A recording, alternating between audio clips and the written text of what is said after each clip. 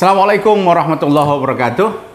Senang kembali dapat berjumpa dengan sahabat atau Alim Channel. Rekan-rekan sahabat Indonesia yang berbahagia, hari ini kita santai bicara tentang yang lagi ribut ya. Sebenarnya ini sudah beberapa waktu ini ribut soal tes wawasan kebangsaan. Nah ini menarik ini sebenarnya.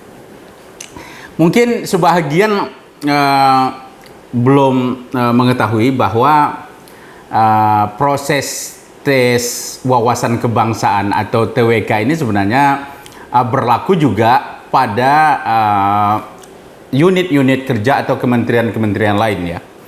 Kita contohkan sekarang ini adanya di beberapa perguruan tinggi misalnya juga dilakukan tes TWK dalam rangka untuk menjadikan tenaga-tenaga yang sebelumnya bukan PNS lalu dia mengikuti P3K. Jadi P3K itu adalah tenaga kontrak yang selama ini mungkin ada yang 10 tahun, ada yang bahkan 20 tahun. Nah, ini tes-tesnya sebenarnya normal biasa saja. Tetapi yang jadi menarik itu adalah ketika persoalan TWK ini menyangkut dengan sebuah lembaga yang sangat kita akui selama ini sebagai sesuatu yang sangat kredibel, yaitu Komisi Pemberantasan Korupsi. Nah inilah, apalagi melalui tes kebangsaan itu ya, kalau kita lihat ada sekitar 75 orang, atau terakhir ada sekitar 50-an orang yang dinyatakan tidak lulus. Nah ini saya terkadang berpikir begini sahabat Indonesia ya, tanpa bermaksud untuk mengkritik siapapun, tidak sama sekali, kita ini adalah sharing saja sebenarnya ya. Tes wawasan kebangsaan itu kan sebenarnya kalau kita lihat harus menyangkut, mendalami tentang bagaimana sebenarnya wawasan. Nah, namanya juga wawasan, artinya bukan perilaku. Nah, kalau bicara tes wawasan kebangsaan itu adalah aspek kognitif sebenarnya. Nah, kalau aspek kognitif itu mungkin tidak terlalu prinsip dan tidak selalu berkaitan atau tegak lurus dengan perilaku kebangsaannya.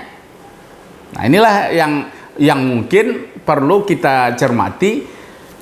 Menjawab secara lisan, menjawab secara tulisan mungkin semua orang bisa, atau bahkan sebenarnya itu diwawancara pun mungkin pertanyaan-pertanyaan itu ada potensi bisa menjawab dan ada potensi tidak bisa menjawab, karena itu adalah wawasan.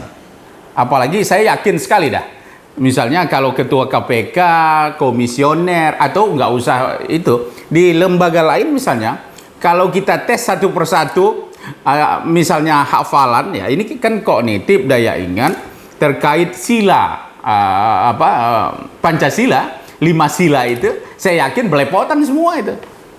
Belepotan, saya yakin sekali dah. Kalau kita tetapi dites tanpa dia melakukan persiapan. Artinya, meskipun tidak hafal, nah saya masih ingat itu, ya sahabat Indonesia, ketika ada anggota DPR ya, bahkan ada seorang menteri waktu itu ya, di menteri pada yang lalu kita lihat, nggak hafal Pancasila. Tetapi apa dia kita katakan tidak Pancasilais? Apa dia kita katakan berkaitan dengan kalau tidak Pancasilais berarti ateis, atau apa misalnya musuh negara, teroris? Saya pikir juga terlalu berlebihan juga. Jadi sahabat Indonesia yang berbahagia, persoalan tes wawasan kebangsaan ini sebenarnya kita harus dudukkan ya. Jangan sampai ada ya ketentuan-ketentuan yang berlaku surut. Jadi azas berlaku surut inilah yang sebenarnya. Toh juga mereka misalnya di sebuah perguruan tinggi misalnya atau di kementerian, agar bisa dia menjadi ASN, maka misalnya di sebuah kampus di Jakarta dites.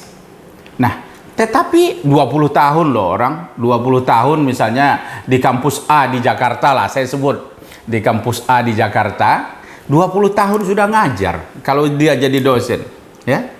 Sudah kerja. Selama ini nggak pernah korupsi. Nggak pernah juga ikut kegiatan-kegiatan teroris, dan bahkan juga berpartisipasi untuk mencerdaskan kehidupan bangsa.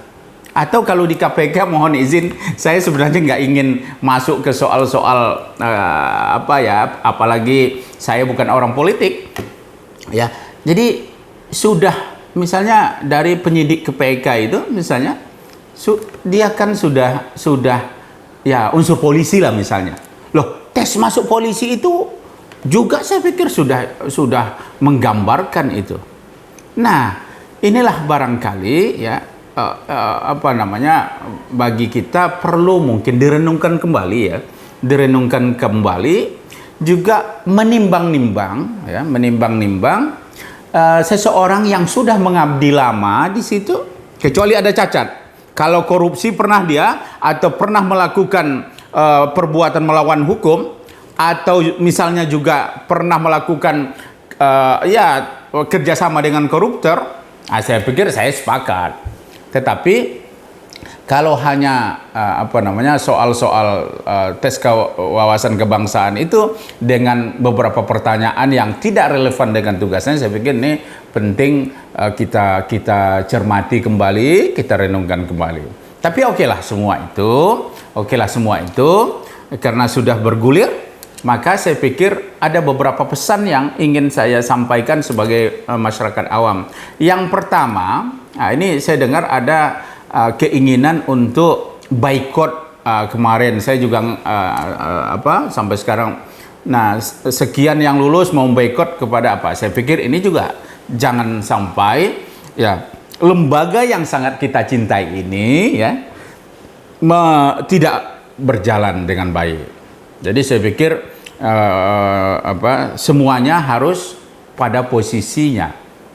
Ya, kalau memang solidaritas itu mau dilakukan dalam hal KPK, saya pikir perlu direnungkan kembali. Dan menurut saya tidak produktif untuk membangun sebuah lembaga seperti KPK ini.